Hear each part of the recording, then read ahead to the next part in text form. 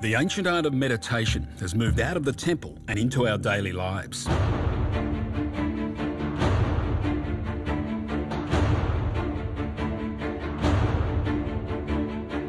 It's practiced by top-class athletes, even taught in some of the most powerful corporations in the world. You don't have to be Buddhist to meditate. You just have to be a person with a functioning mind. New discoveries in science suggest it may indeed have benefits. 8%, that's enormous. Boost memory and treat depression. I decided I was well enough to come off the medication. And meditation may even slow the aging process. The studies are very promising. They actually do suggest there are benefits. From brain scans to blood tests, from the psychological to the biological. Depends what your definition of pain is. I'm going to investigate the hard evidence to see if meditation lives up to the hype. And I'm going to put my own brain to the test and undertake 8 weeks of mindfulness meditation. Will it make me less stressed? Will it improve my memory? I did better at that. Will it change the structure of my brain?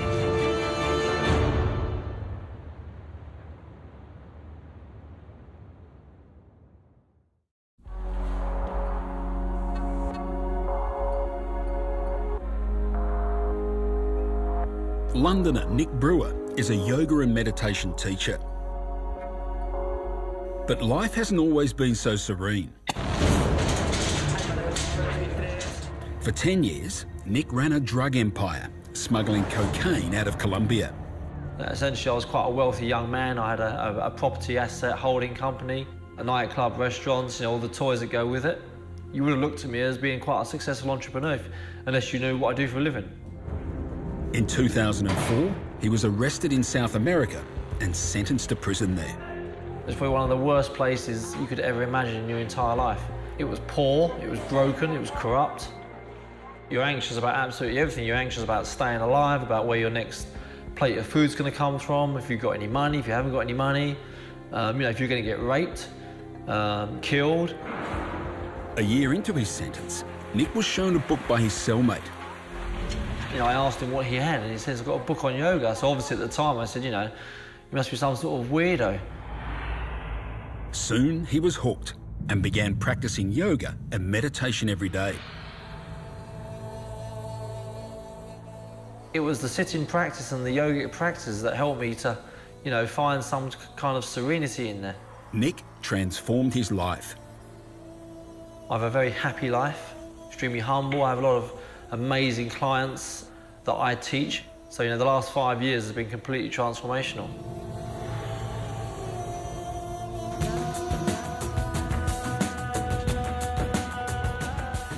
Like Nick, I guess, I'd never really contemplated whether meditation could do anything for me. But the more I hear about the research, the more keen I am to see whether it has any effect. So, I'm going to try it myself for 2 months. Step 1, learning how it's done. I'm off to see Dr. Richard Chambers, who's a clinical psychologist, but also an expert in mindfulness. He's going to teach me how to meditate, apparently.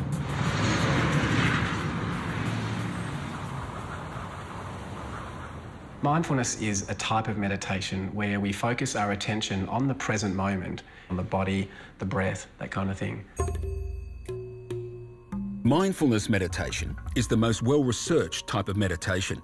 And just taking a few moments to check in and just notice the state that your body's in, checking in with the mind.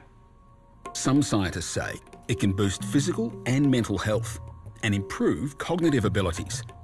And when the mind inevitably wanders, just noticing that and see if you can bring it back gently without any further thinking.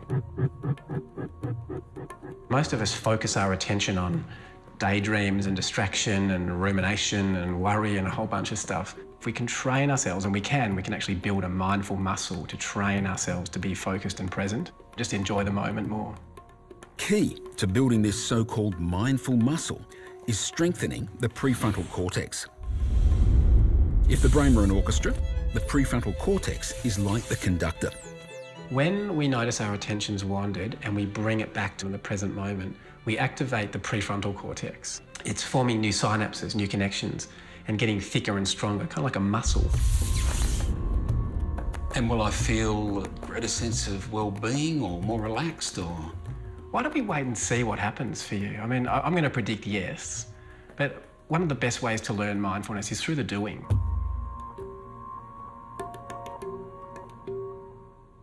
For me, to take meditation seriously, I need some hard evidence that it's changing my brain for the better. And that's the weapon. It's the weapon. We'll put one of these on you. It's an EEG cap. So I've come to see neuroscientist Dr. Neil Bailey.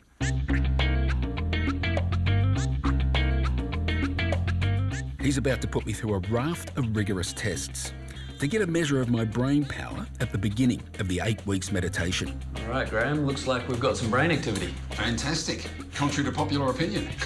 First up, an EEG to measure my brain's electrical activity. When we activate it, it will give you a gentle electrical shock. Oh, yeah, that's annoying. Is it annoying but not painful at all? Oh, depends what your definition of pain is, but yeah. The tests will measure my memory, my reaction time, and my ability to focus. You're to respond to the meaning of the emotion of the word and try and ignore the emotion on the face. Okay, so angry face could have the word happy underneath. Exactly.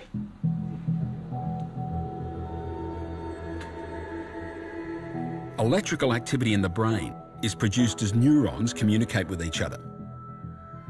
The synchronized signals are brain waves.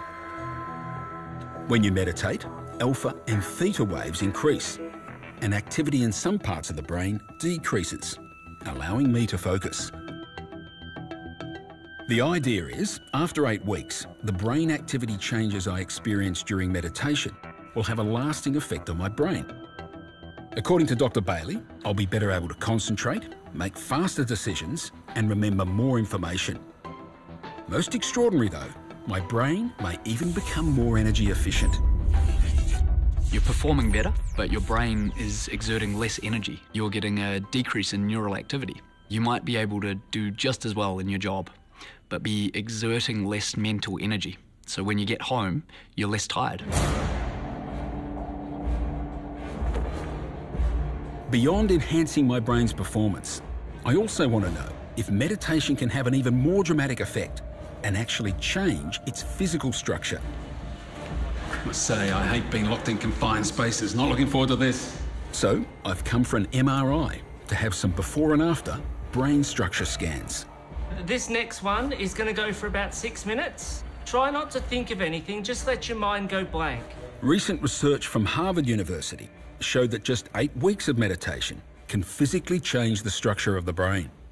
Everything we do affects the brain. So any skill we learn, anything we practice will change the way our brain is structured. So over time, if you're repeating a practice, for example, mindfulness, it's going to strengthen certain connections in the brain and change the grey matter, for example, volumes of the brain. Grey matter is the darker tissue of the brain, where most of the nerve cell bodies are. The Harvard research found that grey matter increased in key areas such as the hippocampus, prefrontal cortex, and temporoparietal junction. And these are parts of the brain that help us to remember, to focus, to learn, to inhibit impulses and regulate our emotions. If we sat there daydreaming for 20 minutes, we'd be strengthening a different part or different parts of the brain. And we get to choose what we want to strengthen. We've got a use it or lose it brain. Now, it is early days for a lot of this research, but the possibility of meditation changing the structure of my brain certainly sounds exciting. I have to wait 8 weeks to find out my results. I'd better start meditating.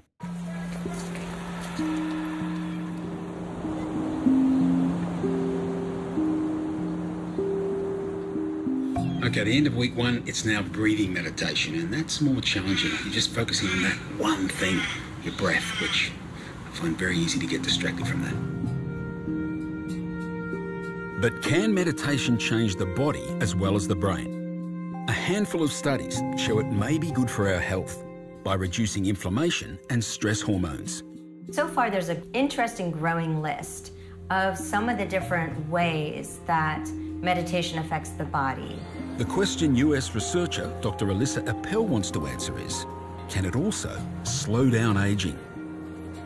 Been looking in particular at aging markers. By now, the field has a pretty good collection of very interesting studies that do suggest that there are benefits to our rate of aging.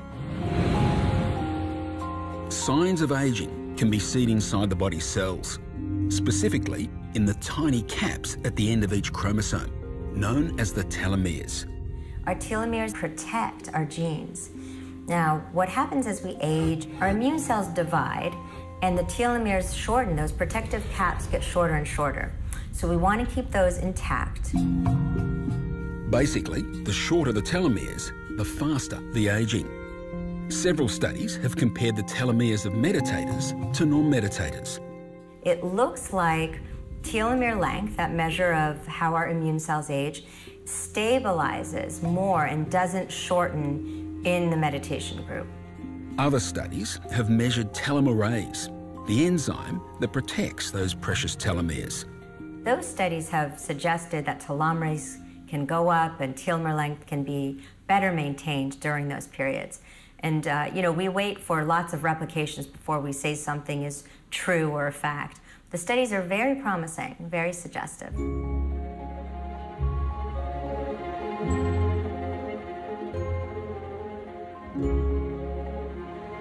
We've seen how meditation can change you biologically, but how about psychologically? One of the most widely studied areas of meditation research is the effect on mental health. Ross Bunn has been coping with depression for years. I wasn't really comfortable in my own skin. I was very sort of agitated, quick to anger. I didn't really feel I knew who I was. I was not doing the things I loved and enjoyed. I wasn't seeing my friends or family anymore, and my relationship was, strained, really. It was very difficult. Ross was given medication, but he didn't like the side effects. It really didn't make me feel very well. I still didn't feel like myself. I still wasn't sleeping. I was still very agitated. I just felt pretty detached from everything and everyone. Ross is one of a growing number of people using meditation to treat their depression. I actually practice mindfulness whilst hiking. I find it's quite easy to focus on putting one foot in front of the other and then just noticing the world around me and how my body feels. People who practice mindfulness show better mental health than 70% of the population on average. People with depression and anxiety have even larger gains than that. The data shows that reduces depressive symptoms, but the big finding is that it halves the rate of depressive relapse. For people who've had 3 or more depressive episodes, if they learn mindfulness as part of their treatment, they're half as likely to get depressed again down the track. Indeed, for some, meditation could be an alternative to their medication. A paper that came out last year, a meta-analysis, has found that it's as effective as antidepressants for preventing relapse, which is a pretty significant finding.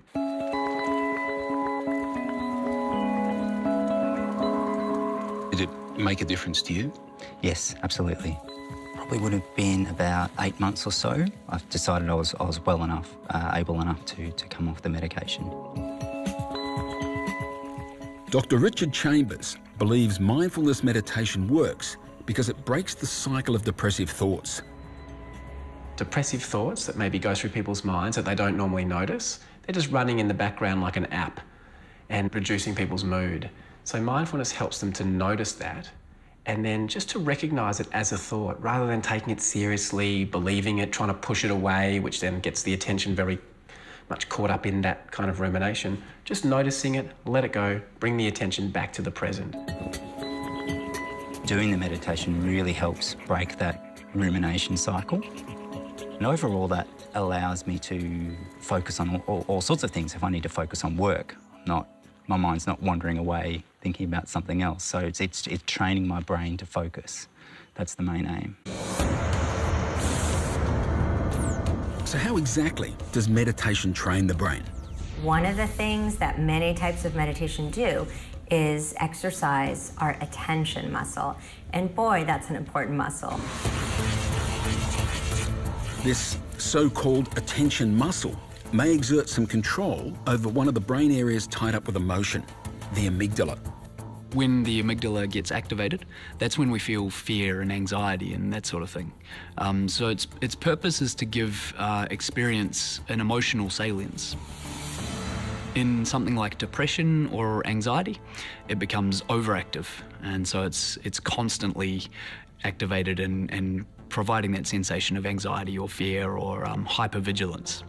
After meditation, other parts of the brain appear more in control of the amygdala. What happens is, in theory at least, and from what we can tell from the brain scans, when you've practiced a lot of mindfulness, both the prefrontal cortex and the hippocampus, those regions exert more regulation on the amygdala and dampen the effect of that anxiety or fear coming up.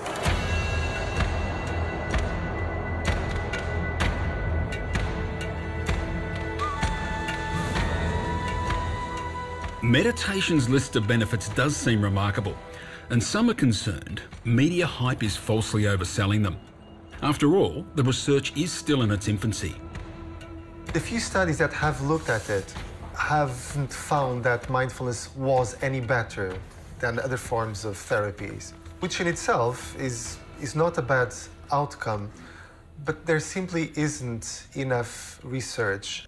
Professor Farias believes certain people should exercise particular caution. All kinds of meditation were originally designed to rattle your sense of self. If there is something which has traumatized you in your life and you've forgotten about it, by meditating, you may become aware of it, and this will exacerbate all the symptoms. It can actually increase stress. It can lead to greater levels of anxiety, panic attacks in some people. There were times where I would dredge up past experiences that I really didn't want to go back to, and it was really quite disturbing and confronting at the time too. I never expected for that to occur. Professor Farias also believes there may be an inherent bias in the research. 99% of the researchers have only been looking at the potential benefits, at the positive effects. They haven't really been asking people about the adverse effects. If you've got a psychotic disorder, if you're really anxious, or if you're getting it taught to you badly, maybe it's not going to be so good.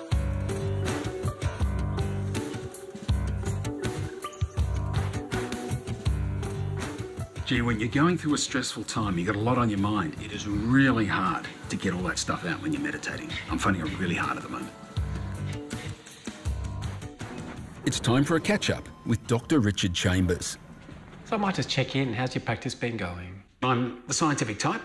You know, I'd like to do a lot more experiments before I draw any conclusions, but I'm feeling more relaxed than I have been for some time, and I notice the stress, but it's not like I'm sucked into it. I just sort of cruise through, which is very good. Reducing stress is one of the most commonly reported effects of meditation. You know, the stress isn't actually in the situation. The stress is in our relationship with the situation. But stress is a complicated thing.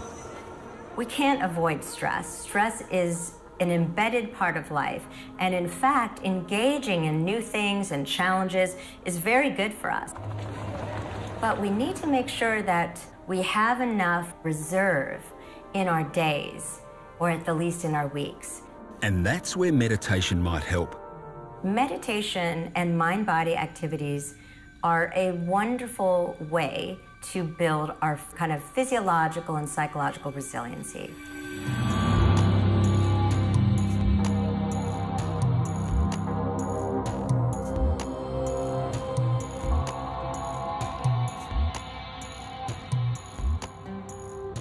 To get a better idea of how meditation works on a bigger scale, I've come to Nan Tien Temple to meet meditation teacher Chok Yi. She believes it has an important role to play in society. When I first started meditating, I remember I was telling everyone, this is the cheapest form of dealing with stress, anxiety that's available to you. It's totally free. Really, because it's just you and your mind. Chok Yi is part of an international project teaching meditation to inmates in New South Wales correction centres. People get into prison And in one way you can say it's a bit like going into retreat, you know, because you go into a closed environment, a lot of things are taken away from you, and one thing you do have on you is time on your hands. So what you're going to do now is you focus all your awareness strongly on the sensation at your nostrils as you breathe in and out. You just feel that. Take one more breath and you'll feel it, okay?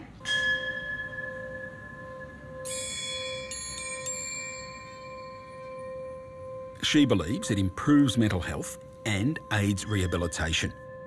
And it doesn't take very long to see the effects in a prison environment. Former inmate Nick Brewer experienced these benefits firsthand. There were deep shifts in my psychological patterns and thought patterns about the way I felt about myself and life. And it started a whole rehabilitation process. I think every one of us, whether we're in prison or out, when we look at our lives, by not knowing what's going on inside ourselves until the words vomit out the mouth or until the fist does the punch, you know, you get into trouble in life. They learn more about themselves. They learn what is it that triggers me. You know, what triggers me to anger? What triggers me to act out in ways, selfish ways or ways that do harm to others? Professor Farias studied the effect of meditation on prison inmates in South America. He believes it helps in some ways, but it's no magic bullet. We did find they became less stressed. They had a lower probability of having psychological problems. On the other hand, we also found out that there weren't differences in terms of aggression or interpersonal behavior, which was something we were looking for.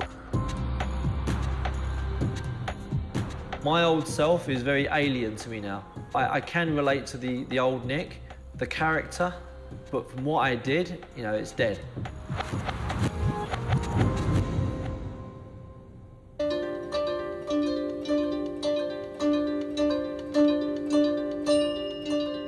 It's 8 weeks later, and my personal trial has come to an end.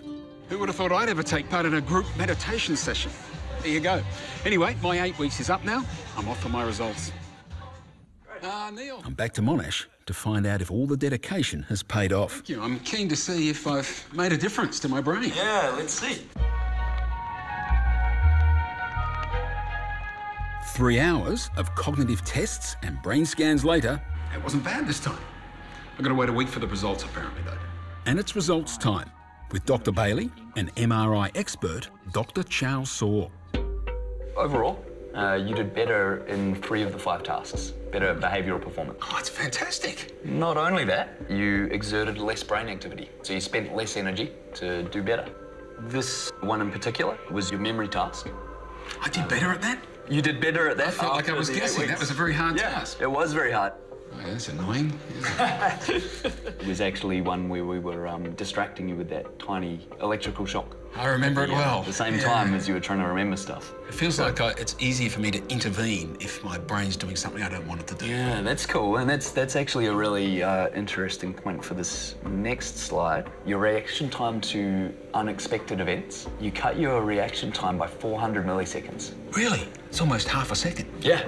That's huge. It's massive. If you're driving a car and a pedestrian steps out in front of you, 400 milliseconds is probably a life-saving amount of time. That's very good news. I feel like I passed. Cool. Yeah. I was better at the tasks, but had my brain physically changed? So what did my brain scan results show? All right, let's start with the structure changing at the 3 brain regions that's been reported before. There were indeed changes in my grey matter density in several parts of my brain. They're big changes in the scheme of things. Yes, that's very interesting finding, yeah. The most dramatic change was in a part of my hippocampus known as the dentate gyrus, where new brain cells are produced in adults. 22.8%. It's enormous. Yeah, it's huge. That's really large. That means something's definitely going on. You've got what we call neurogenesis happening. In other words, new brain cells were growing. And there's more. My hippocampus is also exerting more control over something called the default mode network, which is associated with anxiety. These changes are not usually seen in someone my age. Younger people show that pattern more than older people. It's as if my brain's getting a little bit younger. Yeah, you've reversed the aging process a little bit in your brain. Who could complain about that?